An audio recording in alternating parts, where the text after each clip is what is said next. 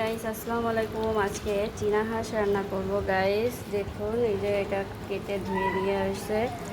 যেহেতু চীনা হাঁস আজকে একটু অন্যভাবে একটু রান্না করছি, মাখায় ঝুঁকায়। দেখুন মাখায় ঝুঁকায় রান্না করলে মশলাটা ভিতরে ঢোকে, তাই প্রথমে ঝাল বাটা দিয়ে দিচ্ছি। যে রসুন বাটা মেরিনেট করে রাখবো বেশ কিছুক্ষণ।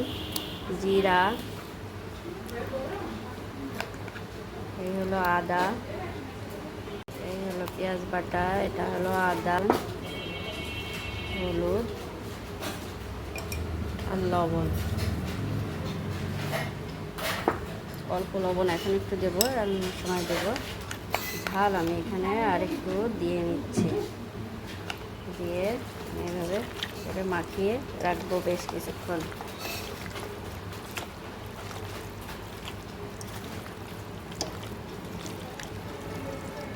এইভাবে মাখিয়ে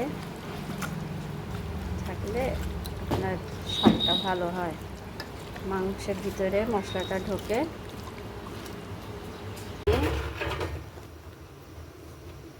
এই যে ধনিয়ার গুঁড়া দিয়ে আমি আরেকবার একটু মাখিয়ে নিচ্ছি।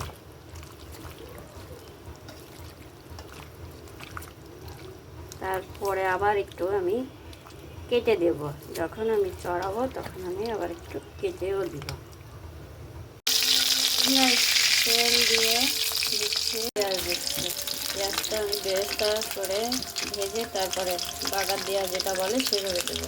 তারপরে ভেজে নেব। এই যে মেরিনেট করা হয়ে যাওয়ার পরে হলে এটার ভিতরে দিয়ে দেবো। গাইস এই যে বেরেস্তার মতো করে প্রায় লাল লাল ভাজা হয়ে গেছে, আর একটু ভাজা ভাজা হলেই আমি পেঁয়াজ ভাজা হয়ে গেছে। এখন আমি সেটা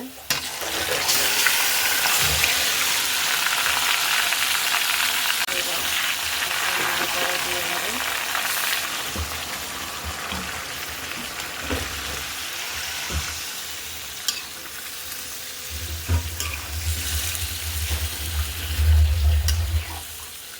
এবার কষাতে থাকবো।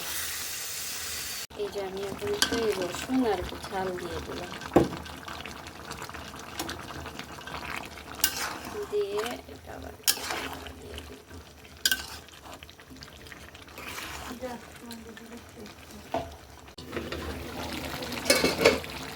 এই গাইস দেখুন এখনো কষানো হচ্ছে।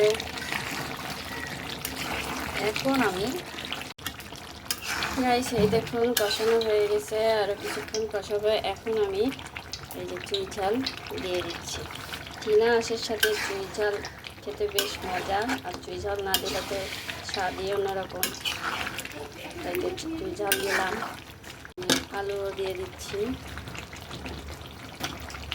আলু চুই ঝাল সব একসাথে কষানো হবে।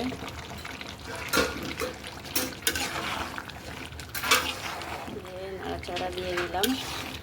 গাইজ আপনারা চুই ঝাল দিয়ে চীনা হাঁস রান্না করে খেয়ে দেখবেন, খুব সুস্বাদু হয়। হাঁসের মাংসের সাথে চুই ঝাল আর আমি খেতে দিই। এই যে গাইজ দেখুন এখন আমি একটু গরম মশলা বাটা দিব। এই দেখুন এই যে গরম মশলা, এই গরম মশলার বাটাটা দিয়ে দিব, দিয়ে দিয়ে দিলাম।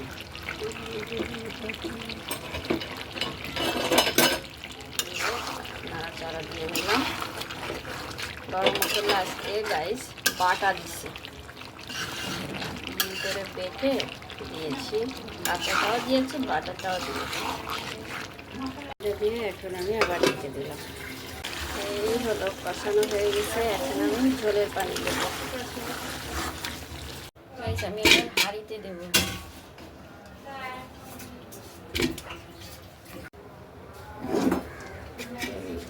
যেহেতু পানি দেবো সেই হিসাবে হাঁড়িতে দিয়ে দিচ্ছি, বেশি করে পানি দেবো তো তাই পানি দিয়ে দিলাম। ঝোলের পানি আর একটু দেওয়া লাগবে, আরও পানি দিয়ে দিলাম। দেখুন গাইস উতলাই গেছে, এখন ঝোলটা নাবো, সিদ্ধ হবে, সবটাই হবে।